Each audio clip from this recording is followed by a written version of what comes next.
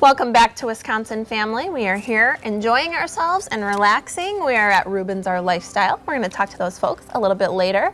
Comfy as can be. Oh, it's hard not to sit back in this chair. That's right. We're going to talk about a wonderful topic. We've got our friend John Shearer who joins us from Trinity Financial Planning, and we're so glad to see you today. Good to see you guys. Okay, so we're going to go through a couple of really key components and tips for our viewers at home today. First, I want to talk a little bit about graduation, because we've got a lot of folks out there graduating right now or have just graduated, and it's time to start thinking about adulting, right? And looking for that real job. Any pointers for them? That's right. Welcome to the real world, right? Right. So one of the things we talk about with people as they get out and start having that first real job is there's basically three things, and one is to save 10% of their income. The other is to take advantage of their company 401k or employer, especially the match that they have in there. And then the third really big one is just spending less than they make. Not complicated, but you know, but pretty important things. Yeah, well, that's a life lesson that you really need to learn early on. Otherwise, you could be in trouble. But I love that you have the idea for them to start thinking about that right out of the gate, because how smart. If you can start right away, it's going to be an easy path. It's so critical that you know, when you're in school and you're not making any money and you come out whether you're making 30,000 or 50,000, it's like all the money in the world, right? Right, yeah. But then if you're making 45,000, that's still all the money in the world, but yet you're saving that 10%, and once you get in that habit, that sets you up for success in the long run. If you wait 10 years, now you're spending all the money, now you say, hey, I got to cut back my lifestyle. That's really difficult to do. So getting those habits established early are really key. Right. Cutting back on that nouveau riche lifestyle. And I remember that pointer you gave us, months ago now, but if you start young, you can save 10%. As you get older, that percentage really needs to go up. That's right. And then that lifestyle could change based on that. And again, you're 45 or 50 spending all, cut 20% out. Golly, that's a pretty tough way to go. It's tough, yeah. So starting early is just such a huge thing. Yeah. So smart. So now, when you say 10% of your income, are you talking about 10% of gross of what you actually make before taxes, or 10% of what your net deposit is? Yeah, 10% of gross, and it goes back to that thing. Hey, whatever you're making, if you just take it out of your paycheck right away, you learn. I mean, your lifestyle expands, right? You learn to live on where if you get a raise, it somehow goes, and a similar thing if you take that out right away. Right. So 10% of gross is really what we're talking about. Okay, so 10% of your gross income. I was hoping for after taxes. Anyways, but good question. Now let's talk about what to do with that 10%. Sure. So we talk to people about doing two things. One is building up a liquidity emergency reserve bucket, and the other is using your company retirement plan 401k.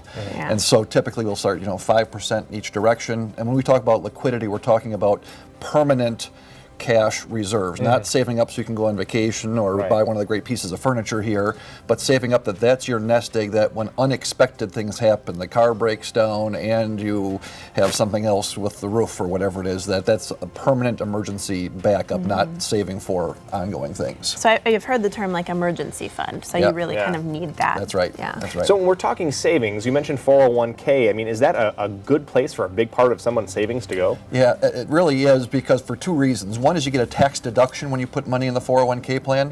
So you save, if you're in the 25% tax bracket, you save a quarter for every dollar that you put in.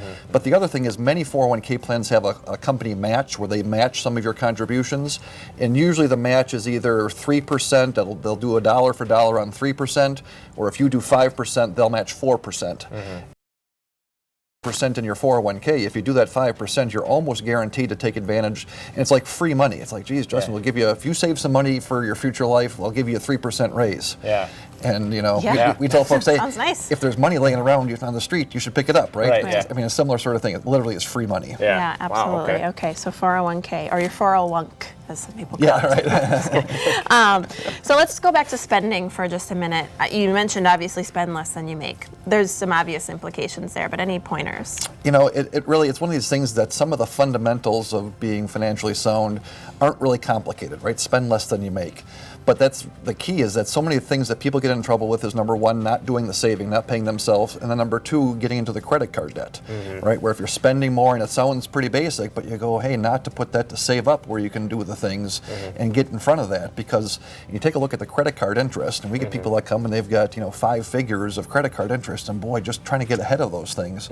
So starting at the beginning, and we tell folks, coming out of school, save 10% of your income, don't go into credit card debt, don't buy anything you can't pay off right away, and you do those two things, and that's like a big chunk of being successful. And if you're saving properly, I mean, it seems to me like you shouldn't ever have to use credit cards then, if you've got that reserve like you had mentioned. Right, that's sort of the deal. So as you build up the cash reserve, something happens. We need to buy something Right. that goes down, Yeah. and you keep on filling that back up, right? Sort of paying yourself rather than paying the credit card company. Right. Again, it's not really complicated, but and it's not easy to say, geez, all the things that are out there, and to have some caution when you first start out is Right. really critical, and it helps set the habits for the rest of your life. Setting those habits. Real quick before we go, is there any other advice that you want to give grads at this time before we go? Well, I'll tell you the one thing is enjoy the time before. I know people are excited to go out and get their jobs, but Yeah. we work the rest of our lives, and to have some appropriateness as far as being able to enjoy some of this time, Yeah. and then prepare yourself for coming out and enjoy the time when you get the job, but do the saving things to get yourself set up for the future. Sure, absolutely. Great tips. Yeah. Thanks so much. This is John Scherer from Trinity Financial Planning. We've got more coming up after the break. We're talking fitness here at Rubens Our Lifestyle. Stick with us.